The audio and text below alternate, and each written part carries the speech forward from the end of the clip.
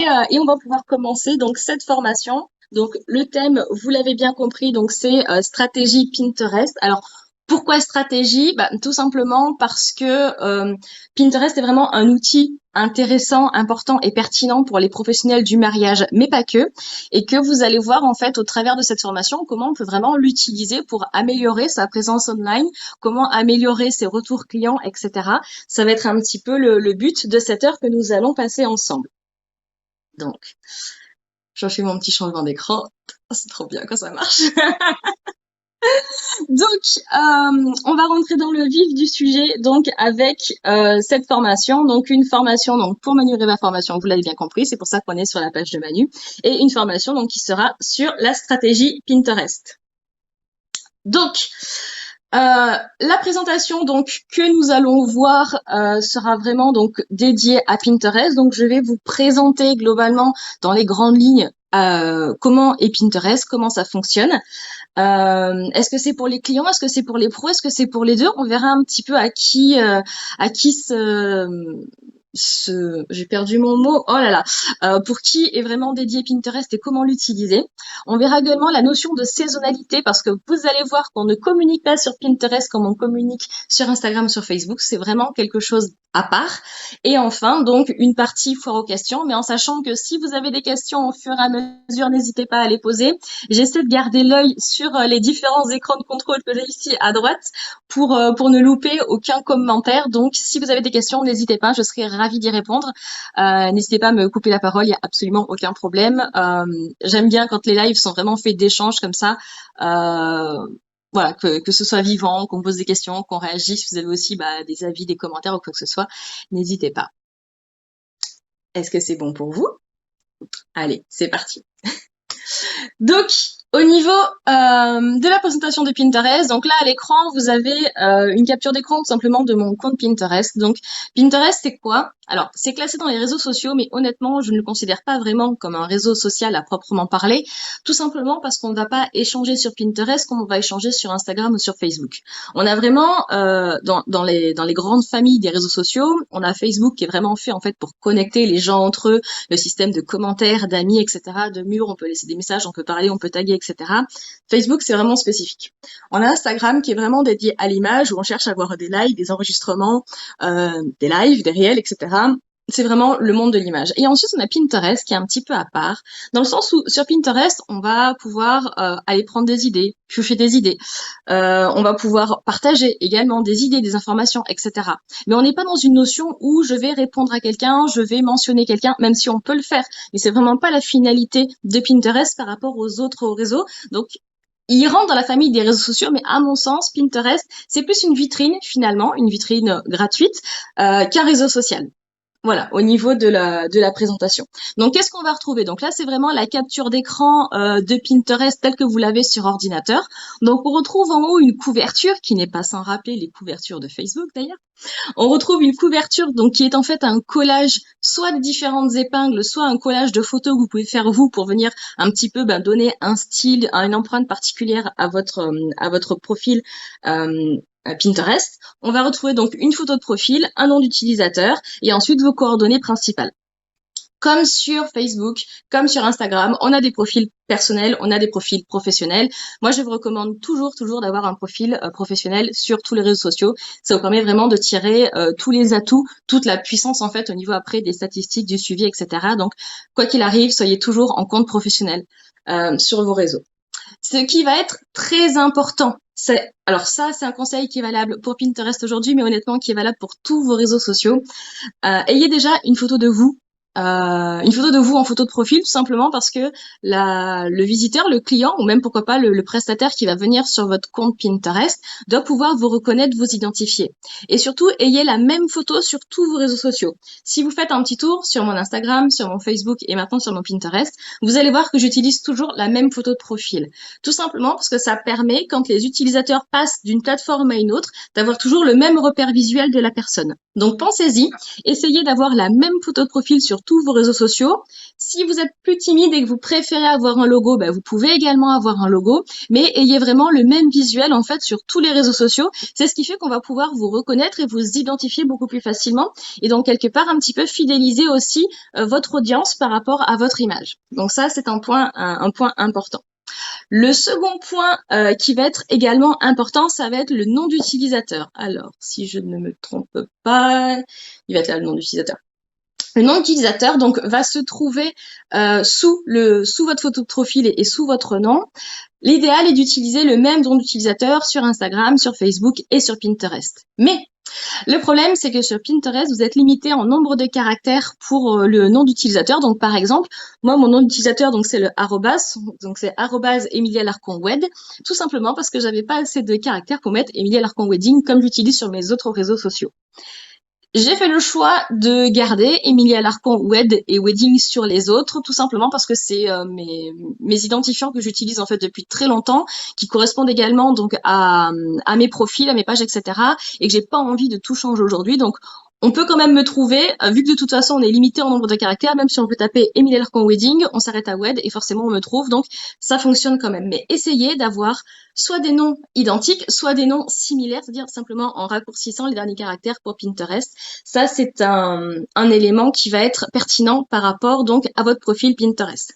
Donc pour récapituler, là, on a le profil Pinterest. Donc, on commence par avoir une jolie couverture qui est en fait un collage de photos. Soit vous pouvez laisser générer automatiquement, soit vous pouvez modifier.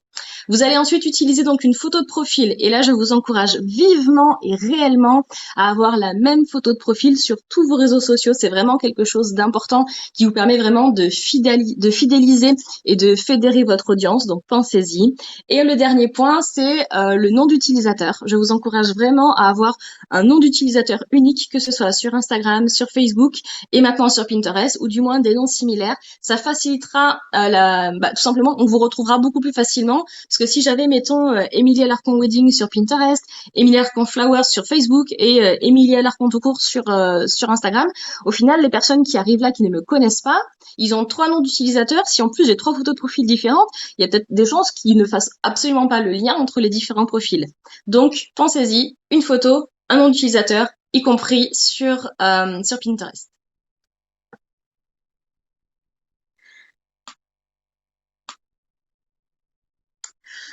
Ensuite,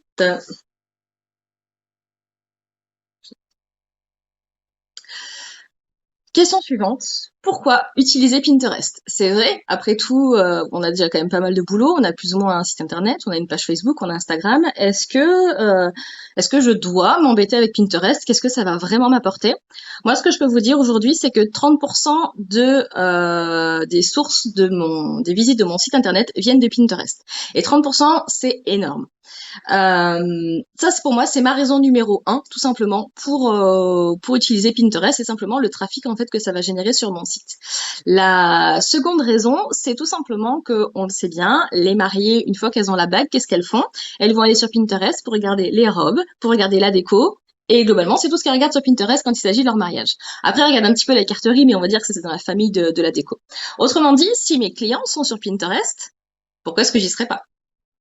Et là, je vais faire un gros clin d'œil à tous les fleuristes au moins de France, mais même à l'étranger, parce qu'au final, sur les groupes étrangers, c'est toujours les mêmes rengaines qui reviennent.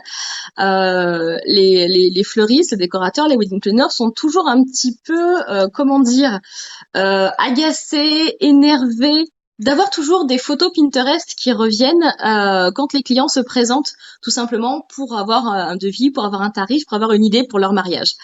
J'ai envie de dire, c'est complètement normal, et surtout, si vous trouvez que vos clients ou vos clients potentiels, vos prospects ont beaucoup de photos de Pinterest, qu'est-ce qui vous empêche de mettre vos propres photos sur Pinterest?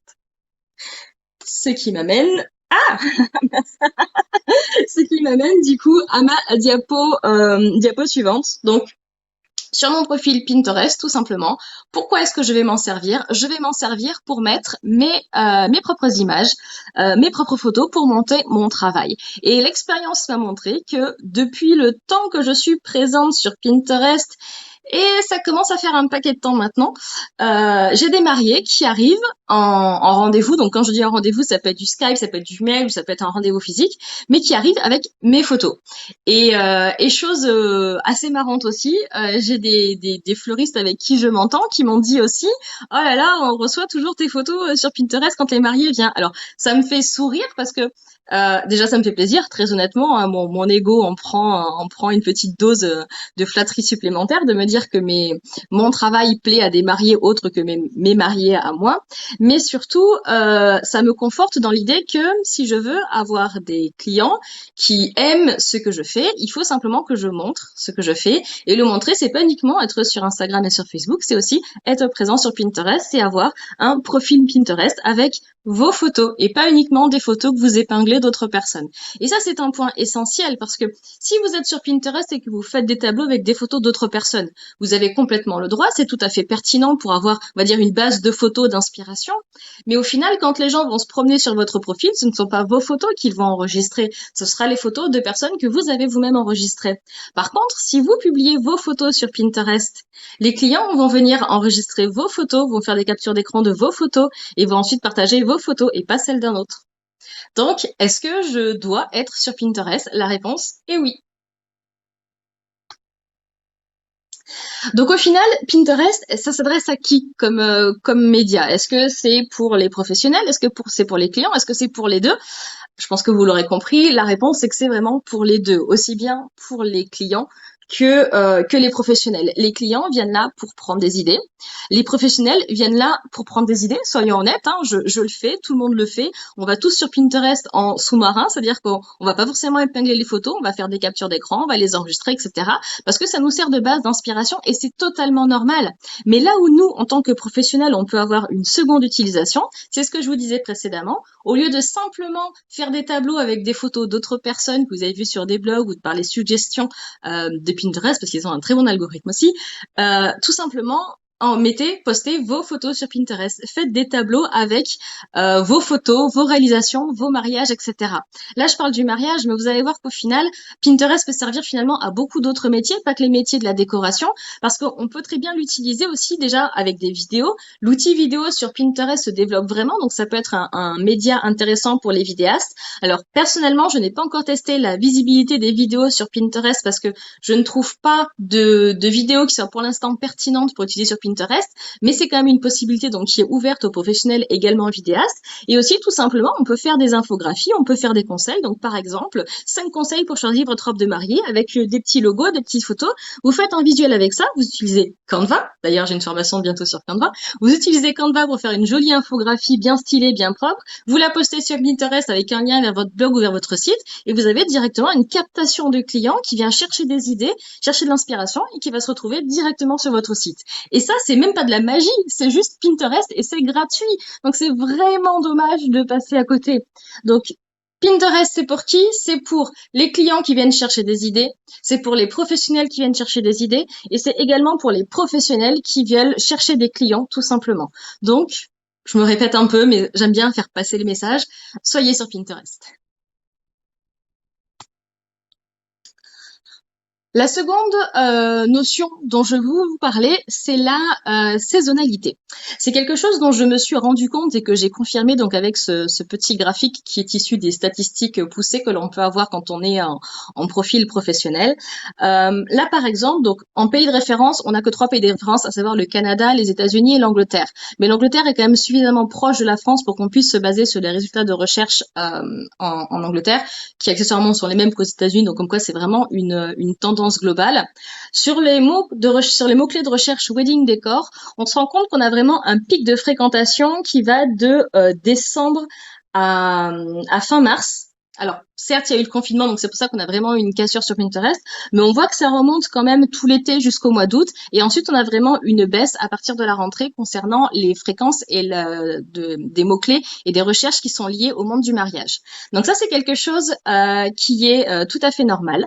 C'est quelque chose qui est logique aussi, mais ce qui va être intéressant, ça veut dire que il faut être présent, il faut être activement présent sur Pinterest pendant toute la période qui va de fin décembre, on va dire, jusqu'au mois d'août. Le reste du temps, certes, il y aura moins de visites, mais ça veut dire que ça va être du temps qui va vous permettre de pouvoir simplement alimenter, remplir, compléter un petit peu votre profil Pinterest pour être présent quand il va y avoir ces pics de fréquentation. Ce qui est essentiel avec Pinterest, contrairement à tous les autres réseaux sociaux, c'est qu'on n'a pas du tout la notion de la photo a été postée il y a X jours, il y a 10 jours, il y a 3 heures, etc. On n'a pas du tout cette notion de temporalité comme on peut avoir sur des réseaux sociaux classiques. Autrement dit, vous pouvez très bien poster vos photos maintenant, les laisser travailler un petit peu, végéter tout l'hiver, et peut-être que vous aurez des résultats qu'au printemps quand les mariés seront de retour sur Pinterest. Et là, c'est encore, je veux dire, un point de plus pour Pinterest, parce que c'est pas comme sur Instagram où je suis obligée de poster régulièrement, je suis obligée de faire des stories, je suis obligée de faire des lives, je suis obligée de faire des réels, je suis obligée de faire des posts, de répondre aux commentaires, etc. Sur Pinterest, pardon, on n'a pas ce problème-là dans le sens où vous postez vos photos et vous laissez les mariés faire le travail. C'est pas génial? Autre point intéressant, on le voit ici au bas du graphique. Donc, on a d'autres mots clés en fait qui permettent aussi de voir un petit peu les les habitudes, on va dire, de recherche au niveau des visiteurs, c'est qu'on se rend compte, par exemple, que sur Cheap Wedding IDs, donc les idées de mariage pas chères, pour les non-anglophones, ça se casse littéralement la gueule, en fait, quand on arrive en fin d'année, tout simplement, parce qu'apparemment, quand on passe à partir de la rentrée, Halloween, Noël, etc., la notion de mariage cheap, en fait, apparemment, n'est plus du tout recherchée sur Pinterest. Donc ça aussi, c'est un point intéressant, le fait de se dire que si on veut communiquer plutôt sur du mariage haut de gamme, bah forcément, statistiquement, on aura plus de retours en décembre que sur du mariage type. Intéressant. Tout ça, ce sont des statistiques en fait qui sont accessibles sur Pinterest et qui permettent vraiment de mettre en place une stratégie. Vous pouvez même faire un calendrier de publication et qui permet vraiment d'optimiser votre visibilité, votre présence et forcément d'avoir des retours ensuite sur votre site internet, retours qui peuvent déboucher sur des contacts et c'est tous ce qu'on souhaite et ce dont on a besoin surtout en cette année. Le point suivant, qui revient, quelle que soit la plateforme, que ce soit Instagram, Pinterest ou Facebook, on me demande toujours, oui, mais il faut publier tous les combien de temps? La fréquence de publication sur Pinterest n'a absolument aucune, zéro, nada, aucune influence sur vos résultats et votre visibilité. Autrement dit, vous pouvez très bien publier une fois par an, 2 fois par an, toutes les semaines, tous les jours. Ça n'a absolument aucune incidence en fait sur la visibilité de votre profil, de votre page et forcément de votre site internet derrière. Ce qui va être important, ça va être de choisir des belles images. Alors clairement, sur Pinterest, on bannit, c'est interdit, c'est forbidden, les photos de téléphone, les photos avec des filtres, les photos avec des gifs, avec des smileys, toutes les photos pourries, Snapchat et compagnie, ça on oublie. Sur Pinterest, on va uniquement avoir des photos de qualité, c'est-à-dire soit des photos professionnelles ou des photos type professionnel si vous êtes capable en fait de réaliser des belles photos. C'est très important parce que sur Pinterest, plus que n'importe quel autre réseau, vous êtes vraiment jugé sur l'image. Donc si votre image ne donne pas envie, si elle fait cheap, vous serez étiqueté sur du cheap. Et ça, c'est vraiment quelque chose d'essentiel. C'est déjà important sur Instagram, sur Facebook, mais encore plus sur Pinterest parce que on n'a pas cette notion de lien humain qu'on peut avoir dans les autres réseaux. Il faut vraiment avoir des photos professionnelles ou de qualité professionnelle. Donc, on fait vraiment très attention au type de photos que l'on publie. On sélectionne vraiment ces photos.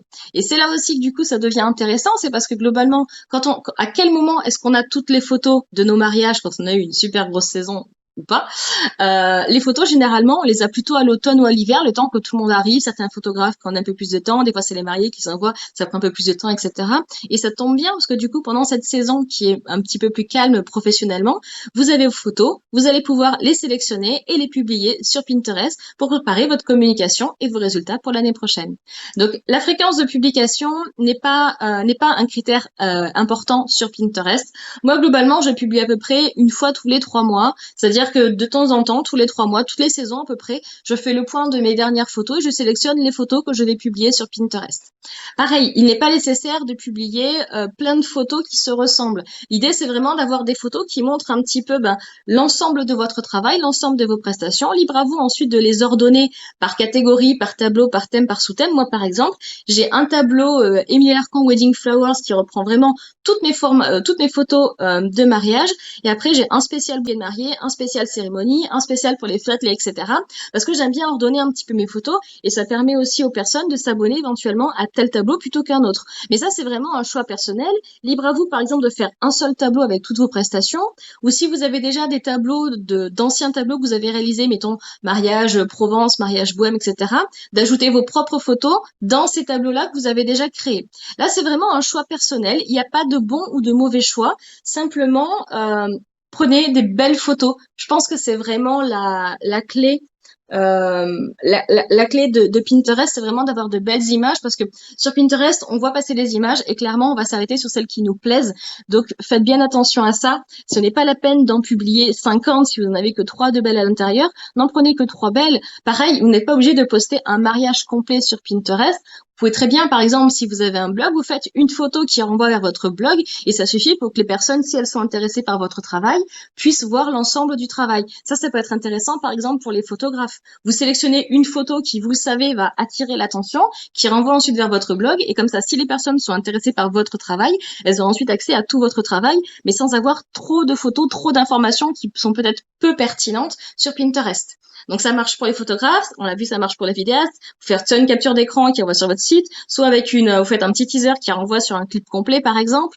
Ça marche pour les fleuristes, pour les décorateurs, pour les robes de mariée, pour les wedding planners, finalement pour tous les métiers. Et c'est ça qui est vraiment génial sur Pinterest, c'est qu'au final on peut vraiment s'en servir pour tous les corps de métier dans le monde du mariage, pas uniquement pour les métiers visuels comme la fleur et la déco, mais c'est vraiment tous les mariages qui vont pouvoir, tous les prestataires du mariage, et même pas que, parce que sur d'autres métiers, parce qu'au final, si vous regardez un petit peu sur Pinterest, si vous passez du temps un petit peu à explorer, vous verrez que les métiers qui sont présents ne sont pas forcément que les métiers du mariage, que les métiers de la décoration, mais on peut aussi avoir d'autres types de contenus. Par exemple, je me souviens d'avoir vu une fois des DJ qui faisaient par exemple le top 10 des chansons pour une ouverture de bal. Clairement, cette publication, c'est hyper simple à faire, ça demande pas de grandes compétences au niveau de la réflexion ou même simplement au niveau du design, mais simplement c'est ce genre d'information que les futurs mariés ou les futurs mariés ou les jeunes fiancés vont chercher parce que ça peut leur donner des idées. Et en voyant ce type d'information qui est créé par vous, ça permet peut-être de remonter et de parler de vous, même si c'est pas vous prendre directement parce que vous n'êtes pas forcément sur la région, mais en tout cas de parler de vous, de partager votre contenu, etc. Et qui dit partager votre contenu, c'est potentiellement partager votre site web. Donc ça, c'est vraiment quelque chose d'essentiel, quels que soient les métiers, pas que les métiers du mariage, mais vraiment sur tous les métiers. On peut vraiment être présent sur Pinterest et capter tout simplement des visites sur son site grâce à Pinterest. Et c'est même plus efficace que Facebook ou Instagram, parce que comme je vous le disais au début de la formation, j'ai 30% de mon trafic aujourd'hui qui provient de Pinterest. J'ai à peu près 10% pour Facebook, 10% pour Instagram. Donc c'est vraiment 3 fois supérieur et pour beaucoup moins d'efforts et beaucoup moins de temps. Donc honnêtement, ça vaut le coup de s'y pencher. Ceci est la fin de ma démonstration. Je vais en profiter pour faire un tour sur les questions parce que du coup j'ai beaucoup parlé comme très souvent en live. Mais si vous avez des questions, on va en profiter pour y répondre. Je dois normalement pouvoir les afficher à l'écran normalement.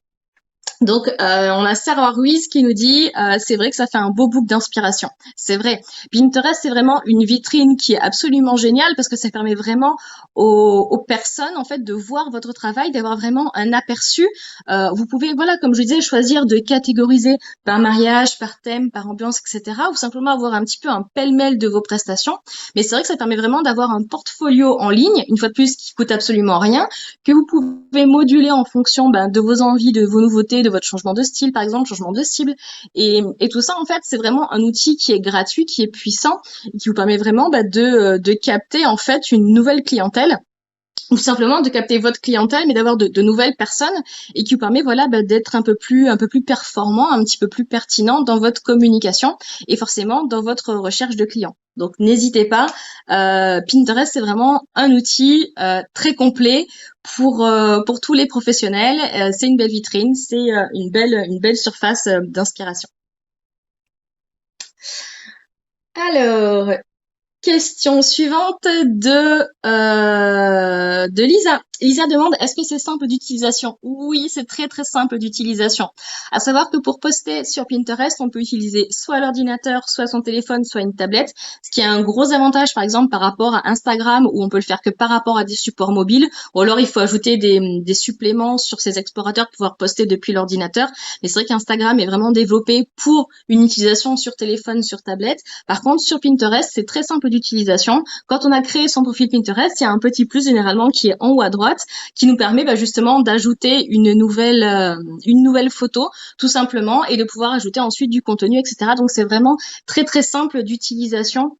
J'ai envie de dire pour des débutants, mais même sans être débutant, tout simplement, c'est vraiment une application qui est très simple. Le site est également très très clair, donc c'est vraiment quelque chose d'accessible à tout le monde. Donc oui, Lisa, c'est très simple d'utilisation Pinterest. Après, Pinterest, on va également s'en servir quand on veut enregistrer des images, etc. Mais là encore, c'est vraiment très intuitif. Il suffit tout simplement de se laisser guider et c'est vraiment quelque chose de très simple et d'accessible. Alors, j'ai Séverine qui me dit je ne vois que ma photo de profil, je n'ai pas de collage photo, comment faire pour l'afficher? Alors, première question, Séverine, est-ce que tu es en profil professionnel? Et seconde question, est-ce que tu as déjà importé des photos? Ou est-ce que tu as simplement enregistré des photos sur Pinterest? Ça peut avoir une incidence. Ça peut avoir une incidence sur l'apparition ou pas du collage. Je pense que c'est déjà lié en fait au fait d'avoir un profil professionnel. Peut-être que ça peut répondre à ta question. Et pour passer en profil professionnel, il faut aller dans le menu, genre la petite photo, paramètres, compte et passer en compte professionnel. Par contre, pour être en compte professionnel, Pinterest, pardon, demande toujours un site internet. Si on n'a pas de site internet, on peut tout à fait mettre en lien vers sa page Facebook ou son Instagram. Ça suffit tout simplement. C'est juste que Pinterest considère à raison que quand on est professionnel, on a un site web derrière. Donc, il demande en fait une adresse URL pour renvoyer tout simplement le trafic quand on clique sur l'épingle, que ce soit envoyé chez quelqu'un tout simplement. Marie-Laure demande, est-ce que j'enregistre depuis mon site ou est-ce que j'ajoute directement les visuels sur Pinterest? Alors, j'ai pas beaucoup de photos sur mon site, donc tout simplement, j'ajoute directement les photos depuis mon ordinateur. Donc depuis ce fameux petit plus ici où on a créé une épingle, je viens en fait importer des photos qui sont dans mon ordinateur, dans mon disque dur, et ça me permet de poster directement, de publier une épingle directement. Ça marche depuis le téléphone, comme je disais, depuis la tablette, depuis l'ordinateur. Tout simplement, dès qu'on a des photos, tout simplement, on fait créer une épingle, on ajoute la photo. Alors, à savoir que les photos sont limitées, si je ne dis pas de bêtises, à 24 mégas. Alors ça paraît beaucoup, mais récemment je me suis rendu compte que j'ai beaucoup de photos professionnelles qui font beaucoup plus que 24 mégas, donc je suis obligée de les réduire un petit peu en taille, ce qui est un petit peu embêtant. Mais bon, il y a quelques temps c'était 10 mégas la limite sur Pinterest, donc on peut s'estimer heureux déjà d'être passé à 24 mégas la limite par photo. Mais oui, il faut faire attention à la taille des photos parce qu'on est limité au niveau de la qualité, donc vaut mieux prendre plutôt de la qualité type web si on peut, ou simplement réduire un petit peu la taille de ces photos pour être en dessous de la limite des 24 mégas. Et j'ai même envie de dire, soyez à 4 ou 5 mégas, ça suffit largement. En tout cas, si on n'est pas photographe, ça suffit largement pour partager les images. Voilà Marie-Laure, j'espère que cela répond à ta question. Est-ce qu'il y a d'autres questions? Alors je sais qu'il y a toujours un petit temps d'attente entre le moment où je parle et le moment où les questions sont posées et le moment où les questions apparaissent. Donc n'hésitez pas, si vous avez des questions, c'est le moment ou jamais. Profitez-en. J'espère en tout cas que cette initiation voilà à Pinterest vous a plu, qu'elle vous a apporté des solutions, des réponses à vos questions, que cela vous a convaincu d'utiliser Pinterest parce que Honnêtement, j'ai pas de commission hein, si vous créez un compte Pinterest, j'ai pas de compte parrainage, je suis pas une influenceuse Pinterest, loin de là. Mais honnêtement, je vous encourage vraiment tous à être présents sur Pinterest parce que c'est vraiment une plateforme qui est puissante et qui permet vraiment de capter une grosse part de visibilité, de clientèle potentielle. Et c'est vraiment quelque chose dont on a tous besoin. Au final, on court pas forcément après des likes sur Facebook, mais on court simplement après du trafic vers son site et vers des formulaires remplis.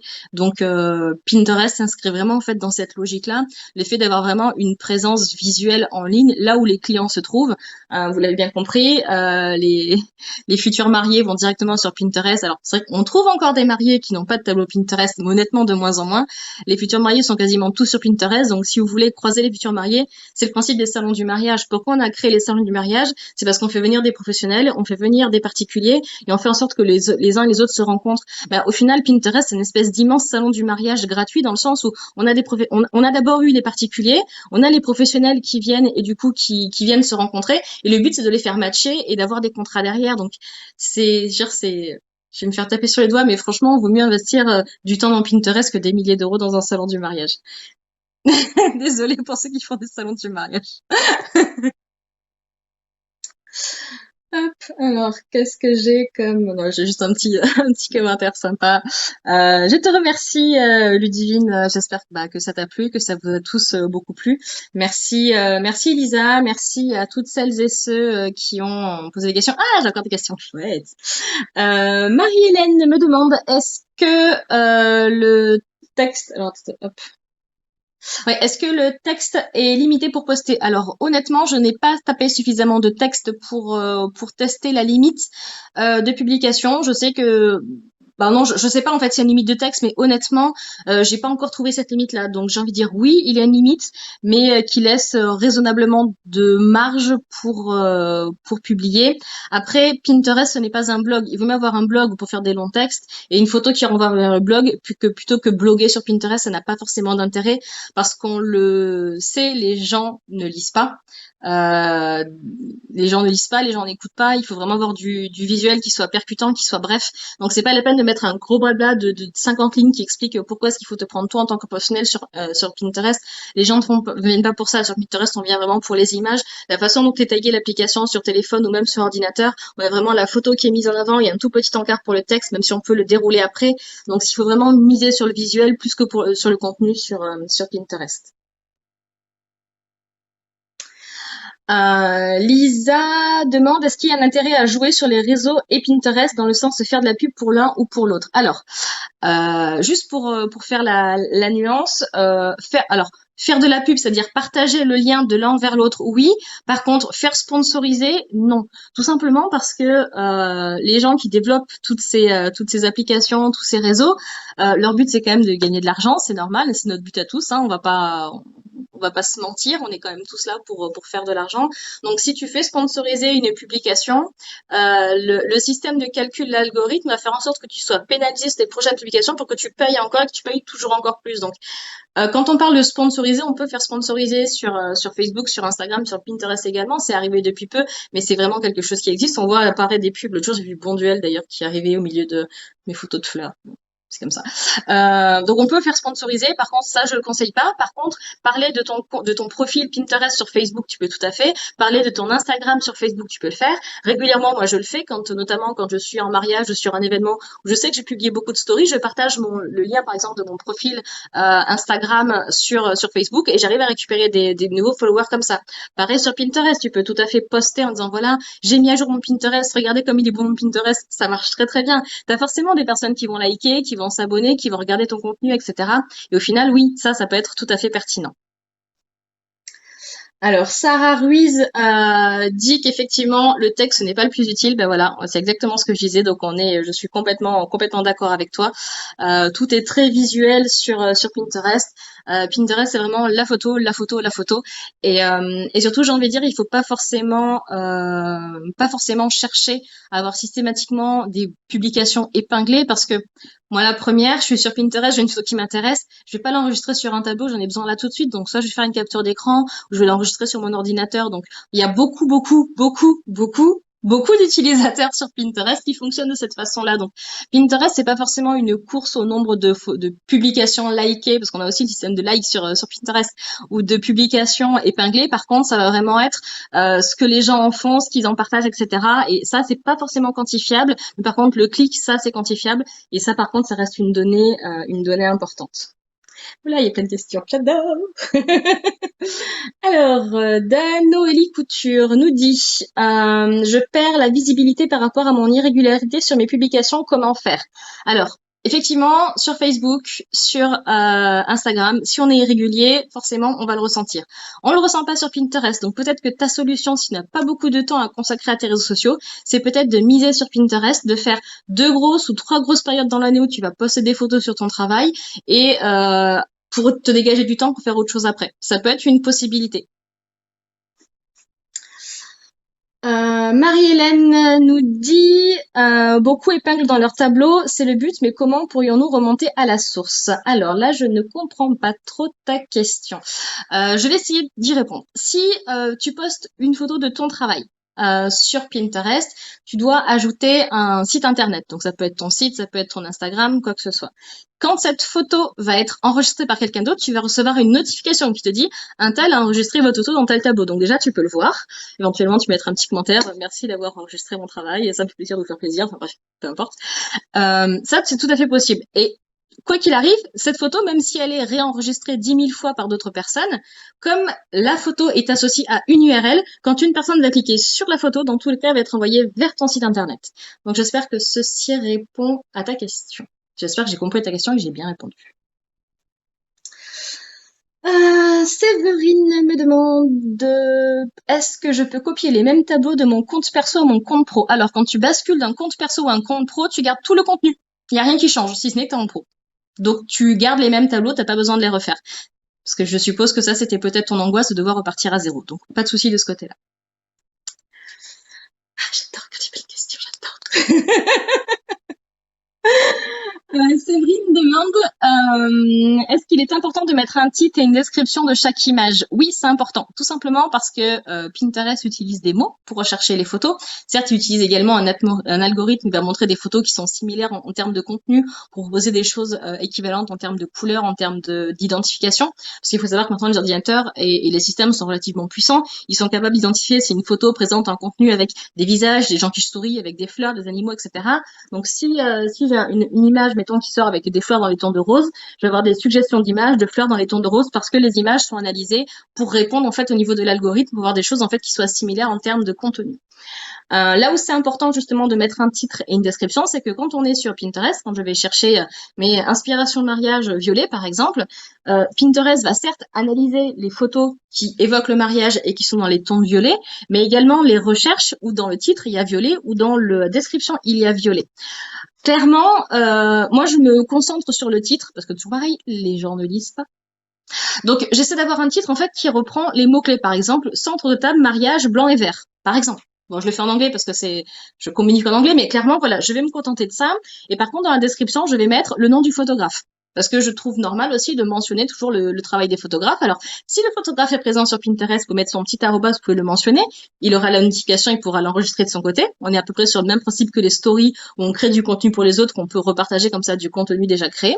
Ou tout simplement, ça permet de mentionner, de créditer le photographe qui, je pense, est quelque chose d'essentiel. Donc oui, un titre, c'est hyper important. Une description, c'est si ton titre ne permet pas d'expliquer complètement ce qu'il y a dans ta photo. Mais oui, il faut que ton titre résume ta photo tout simplement. Marie-Hélène, à partir du moment où je mets le lien de mon site, c'est tout bon. Oui. Pour pour que tes photos puissent être tracées, on puisse toujours remonter à toi, oui. D'ailleurs, il y a pas très longtemps, j'ai passé beaucoup de temps sur Pinterest et j'ai fait le tour un petit peu de toutes mes notifications, de toutes mes photos et en fait, à force de reclasser mes photos, de les réenregistrer, Pinterest a commencé à me suggérer des photos de contenu qui pouvaient m'intéresser. Et ce qui est très marrant, c'est que ce contenu qui pouvait m'intéresser, c'était mes photos, mais qui étaient enregistrées par d'autres personnes. Et ces photos-là, en fait, tout simplement, quand je cliquais sur mon site, en fait, ça renvoyait toujours sur mon site internet à moi. Donc, on a vraiment cette notion, en fait, où quand une photo est appairée avec un site internet, quel que soit le nombre de personnes qui vont l'enregistrer ou la partager dans des endroits différents, quand on va cliquer sur la photo, on va toujours rebondir sur ton site web.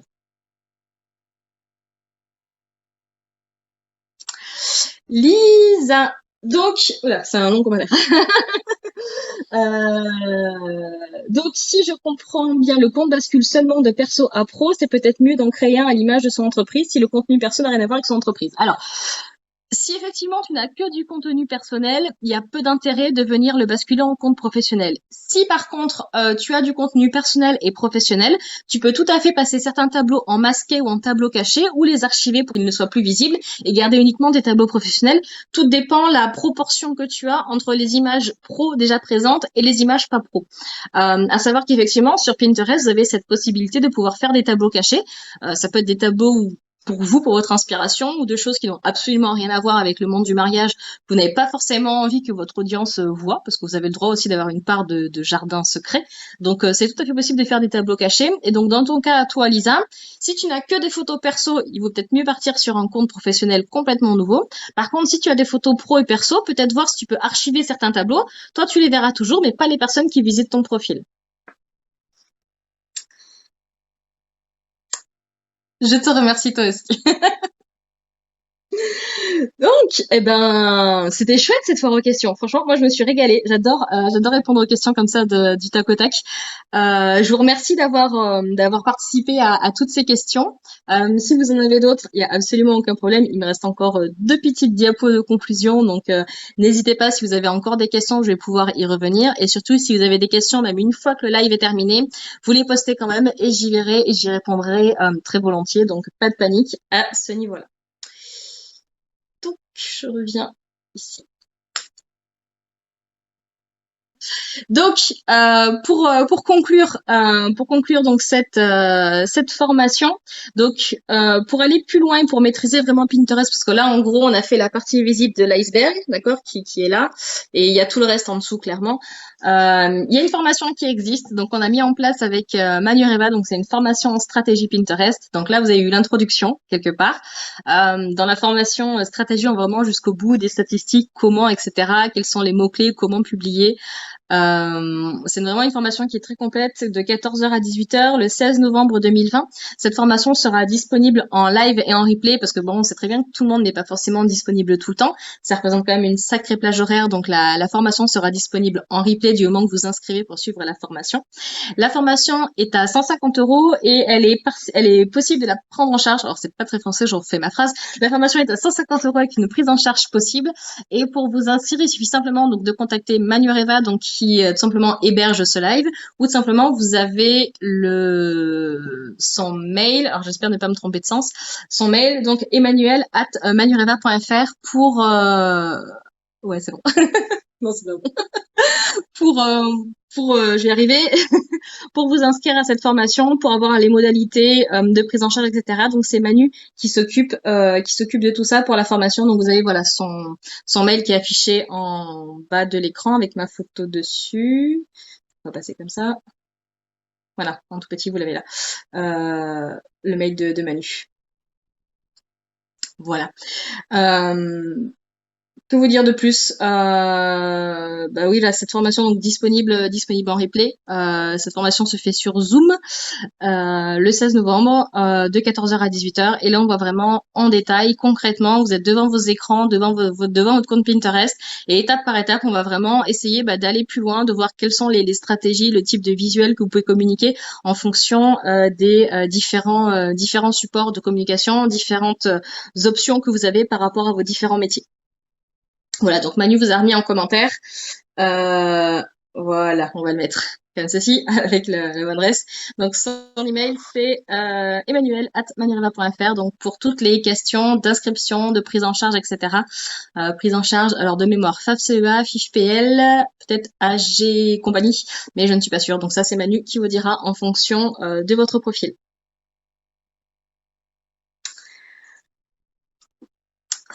Donc dernière Dernière slide a été dure celle-là à faire. Dernière diapo de cette formation. Tout simplement, merci. Merci d'avoir suivi cette formation. Merci d'avoir été présent, d'avoir commenté. J'adore quand on a beaucoup de questions comme ça parce que ça permet vraiment d'enrichir parce qu'il y a ce que moi je peux vous apporter, mais aussi toutes vos questions qui sont toutes forcément très pertinentes aussi. Donc merci à tous d'avoir suivi cette formation. J'espère que ça vous a vraiment donné envie d'être présent sur Pinterest, que ça va vraiment vous donner envie de publier, de communiquer, etc.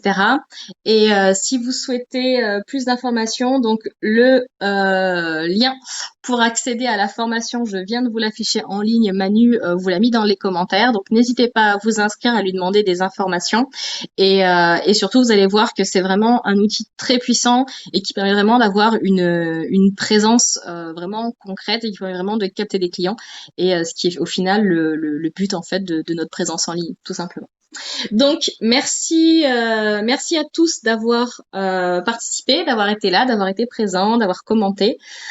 J'espère que vous en avez beaucoup appris, que vous êtes ravis, que vous allez passer également une excellente journée. Si vous avez d'autres questions, n'hésitez pas à les poster dans les commentaires.